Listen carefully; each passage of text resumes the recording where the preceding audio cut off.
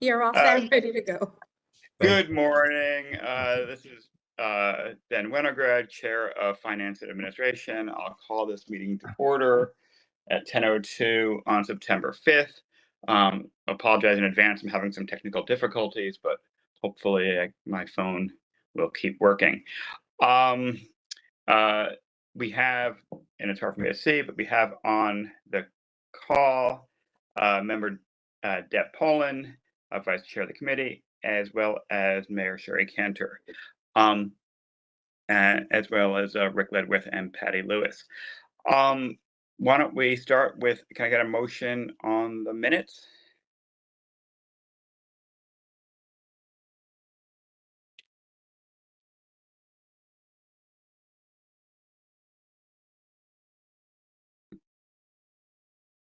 I'm not hearing it. Is that me? No, I'm not hearing anything either. Okay.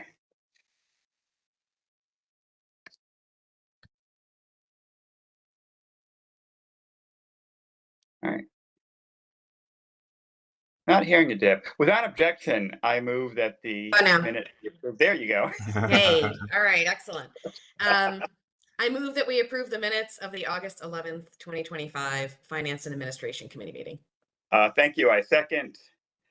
All in favor, say aye. Aye. Aye. There are none opposed. Thank you, and we'll move on to the agenda, Mr. Ledwith. We have lots of items on this. We do. Thank you, Mr. Chairman. We do have a number of resolutions for your consideration, and most of them are fairly routine housekeeping type of resolutions, with one exception towards the end. So the first one is a resolution appropriating unexpended grant funds awarded under the Patrick Leahy Bulletproof Vest Partnership Program. This program, and we've been a recipient of this award many times, and it is administered by the Department of Justice. In fiscal year 25, we carried over $12,550 from fiscal year 24, and we've expended $9,100, and we would like to carry over $4,443.36 into next year, which would bring a total balance of $7,894.36 that we would expend in fiscal year 26. And if you remember, it's a matching grant. We do fund 50%, and the grant funds the other 50%. And our bulletproof vests on average cost around about $1,000 each, and they have a useful life of 5 years. So I will pause there, and certainly happy to answer any questions that you would have. Thank you very much. No questions. Ms. Poland? I actually have a question. So did we just, were we unable to buy the bulletproof vests that we had intended to buy, or why is it that we have the carry forward? So we have an inventory of vests. Obviously, every officer has a vest, and with a 5-year warranty, it's just a matter of when a vest is coming off and then coming back on. So it doesn't line up perfectly with our inventory. So yeah, it wasn't a matter of not being able to buy them, or it's just a matter of need and lining it up with that need in the inventory. Right. We don't need more than one per officer is correct. The issue, right? So if one isn't expired yet, then we may as well continue to use it until it is. Yep. Okay, got it. Thank you so much. You're welcome. Thank you very much. And we can move on to the next item. Next up is a resolution appropriating unexpended funds from the Assistance to Firefighter Grant. And we, in collaboration with the New Britain Fire Department, we applied for and were awarded a $365,745.45 grant back in fiscal year 24 from FEMA. Folks may remember Congressman Larson joining us over at Station 2 upon that award. And this allows us to purchase equipment and protective gear and training. And this, we do have $170,405.56 left over from this that we would roll over into fiscal year 26.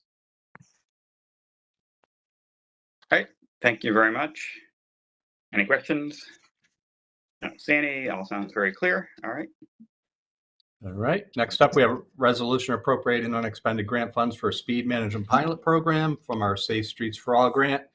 And as folks know, we've been talking a lot about this program over the summer, having just completed our second public information meeting, followed by the first one back in July. So originally we were awarded $836,259, and $669,000 was from the federal government, and we had a match of $167,000. So we do have a balance of $831,151 that we're going to roll forward into fiscal year 26. We've expended $5,100 to date.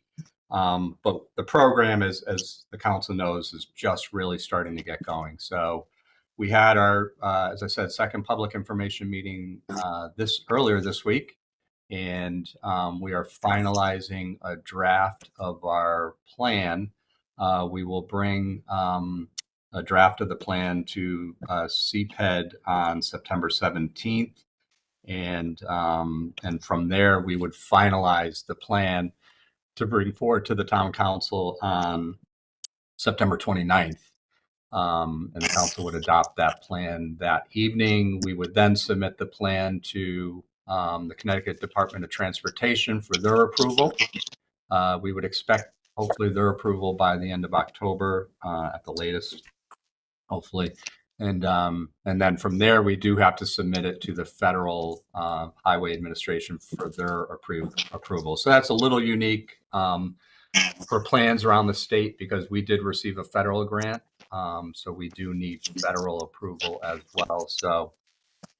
So once we receive approval from the federal government, that's really when we will kick in to expend the remaining funds on this grant. So we'll go out to bid to hire a company that would install the cameras for us, and we would do that in 26 and or the latter or the first part of 26. So we would expect to expend these funds in the first half of 2026. So happy to answer any questions that you may have on that one.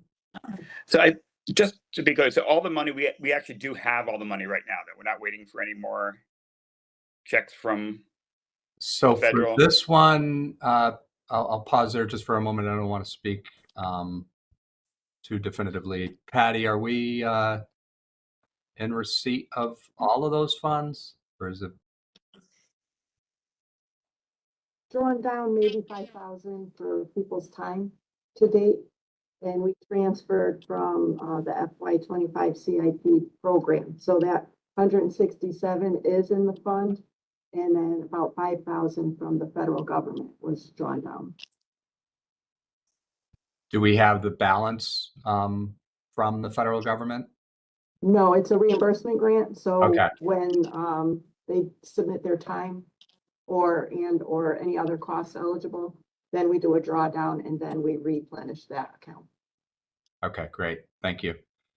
Thanks for that clarification. So we do also have another Safe Streets for All grant that we've talked about as well, that we're working through the federal government on as well. And we've gone back and forth on that grant with the feds. And as a matter of fact, a representative from Federal Highway was at our meeting this week. I don't even remember what night that was, Tuesday or Wednesday night, over at Sedgwick. And we were encouraged that we should have that wrapped up pretty quickly in full approval. Right. So all the federal money does come though, sort of as we spend it, not Correct. in advance. Okay. All right. Well, thank you. Ms. Poland, any questions? Nope. No. No, thank you, Mr. Chair. Okay. And I know the mayor will jump in if she has any questions. Okay, that's great. Definitely feeling FOMO as we see the cameras being put up in other places. So yeah. Yep. They didn't have to go through those hoops that we had to with the federal government. So right. But they're also not getting reimbursed then by the federal government. Is Yeah, that correct for you? Yeah. Okay. Yeah. So a little delayed, but we are get anxiously money. Yeah, looking forward to getting this up and running. Absolutely. absolutely. Yeah. Great. Okay. Thank you. Can we move on to the next item? Again, yep. Next up is a resolution appropriating unexpended historic document preservation funds to the office of the town clerk. If you remember back when we adopted this grant, the town clerk is purchasing a software program called MapLink. And we will also, the town clerk will also maintain that software, and it eventually, once it's up and running, we'll provide property owners and town planners and business owners and others with access to our zoning regulations through that software program. So this program, this resolution will allow us to roll over $1,049.50 into fiscal year 26. I'll get a more up-to-date schedule in terms of when we'll be rolling that out. I did talk to the town clerk earlier this week, and we'll try to have a more date, accurate date for the council meeting on Tuesday. Excellent. Yeah. What's going on there? A little bit of an echo. I've got my desktop going. So, I'll try to do that obtrusively as possible. Didn't work. So great. So any no questions on that? We'll move on to the next item. Next up, we have a resolution appropriating a nuclear safety emergency program grant for the purchase of equipment and training.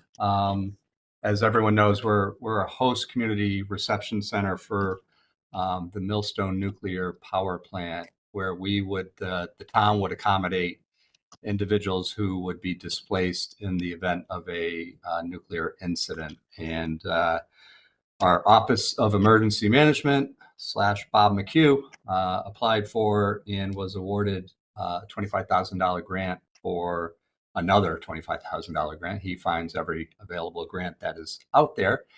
And this will allow us to continue to purchase equipments and supplies and provide training as necessary to support our response to any incident in the future. Happy to answer any questions there. Nope, he does a great job. We're always appreciative. Just a quick question through you, Mr. Sure. Chair. This is a state grant through the Department of Emergency Services and Public Protection, or whatever the PP stands for. It is. Okay, thank you. Yep. All right, what do we have next? Next up, we excited about this one, a resolution appropriating funds for mobility hubs within the Capital Projects Fund.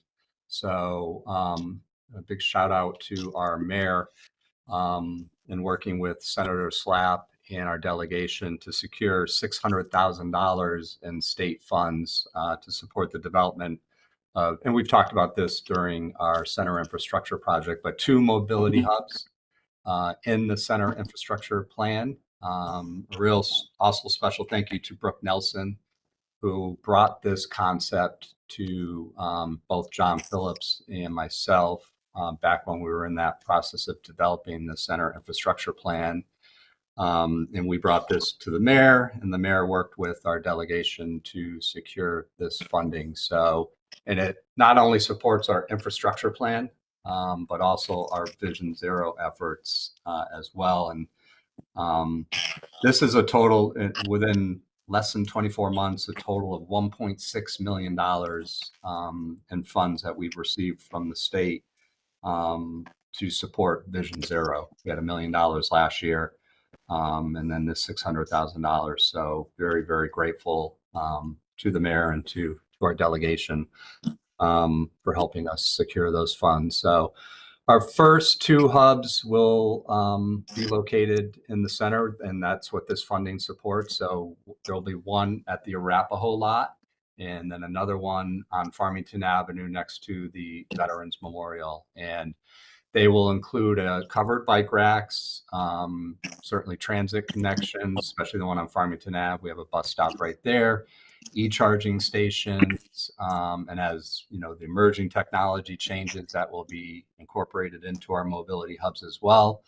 We received $300,000 in fiscal year 26, and we'll receive the second $300,000 in fiscal year 27. So, and as we know, we're doing LaSalle right now. So, which is the timing of the first one will be perfect with that. And then the second one will line up perfectly with the redevelopment of Farmington Avenue. And our vision includes 2 more mobility hubs that would be incorporated at both ends of Trout Brook Trail. So at the fast track station in Elmwood, and then at the northernmost part of Trout Brook Trail at the Yukon 1800 Asylum. So so very excited about this one, and I will pause there and happy to answer any questions that folks had.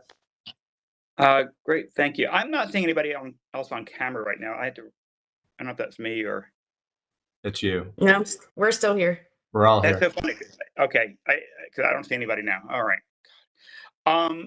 No, thank you. I did notice the grant money with newspaper article about all the grants, and very grateful, obviously, to our state delegation for finding those funds, and certainly agree with you on the mayor's efforts.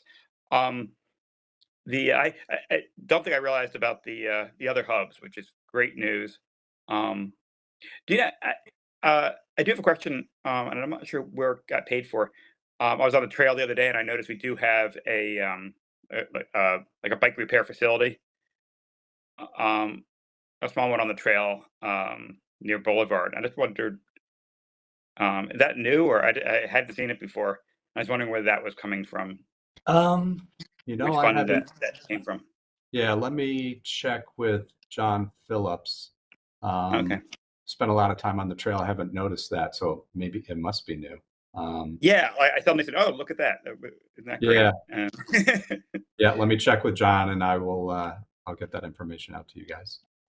Okay, great. Thank you very much. Any other questions or comments on this grant? I do have a question too as well. Yes. Thank you, Mr. Chair. So this $300,000 per hub is to get the hubs set up, does not include any funds that we can set aside for maintenance, I assume. I'm not Correct. sure what maintenance would even be required, but we should probably figure that piece out. And then just a question I have about the e-charging stations. Are we going to be charging people who use those, or are those going to be free for the charging?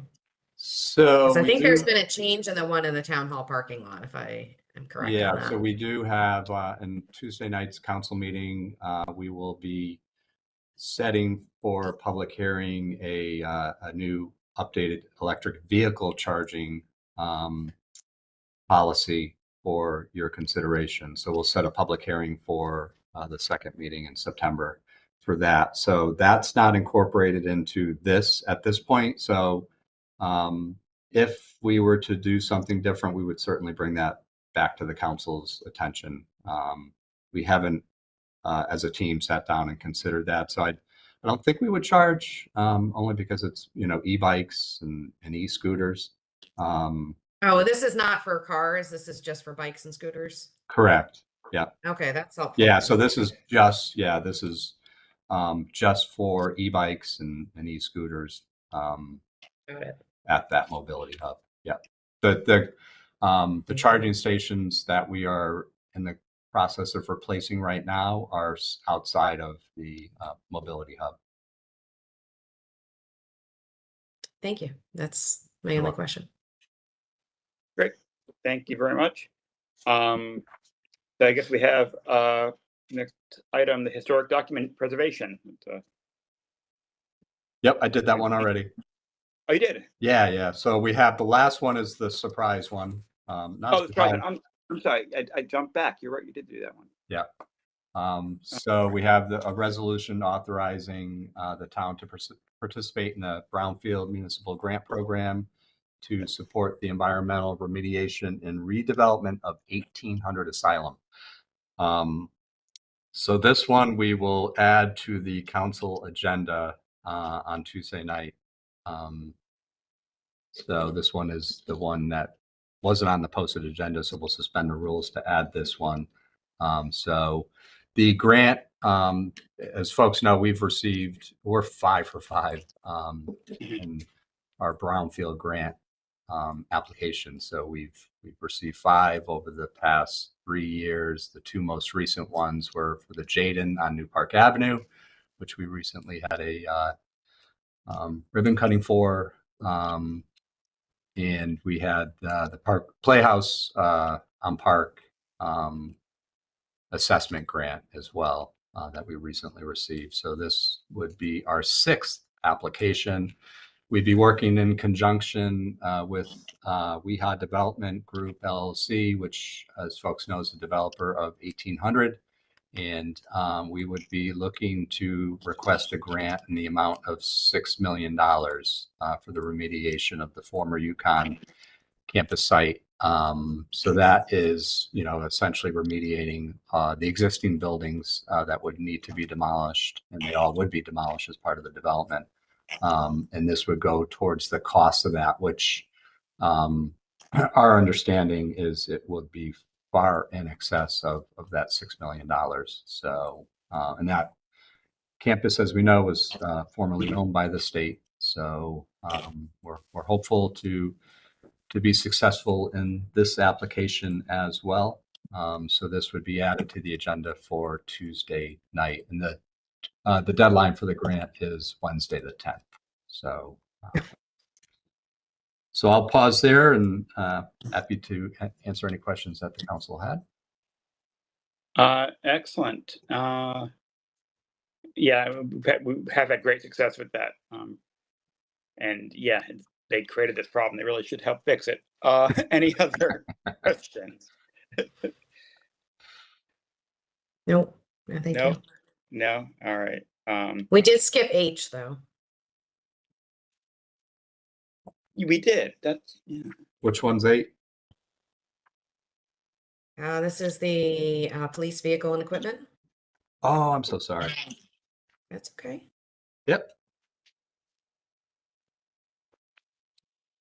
So no further questions on that resolution. So we also have a resolution to appropriate funds in the capital non-recurring expenditure fund for the purchase of police vehicles and equipment.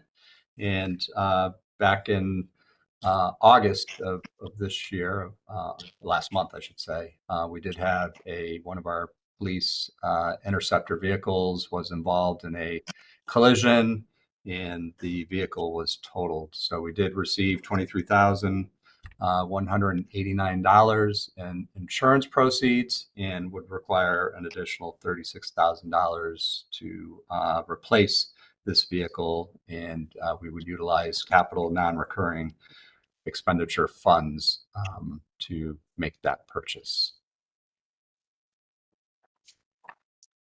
Right. Happy to answer any questions on that one. Very good. Sorry about that. I had everything in order here. Skipped right over that one. I think you confused me, Mr. Chairman, with the I think I did. Court Preservation Fund. This IT stuff is absolutely killing me today. I'm completely, you keep on seeing my finger reaching for stuff, and only 4 years in, we should be able to use this software. But when you get hardware problems, makes it a little harder. But thank you very much for the report. I don't think we have any questions on this one, and I don't see. We don't have any communications. Any other staff reports or? That is it for this morning. Appreciate everyone's flexibility and rescheduling. And I know it was a kind of a strange time, but thank you. Yep. Very good. I'm off to get a COVID shot while it's still allowed. So I will make my appointment. And I'll take a motion. Okay, without objection, I'll move to adjourn.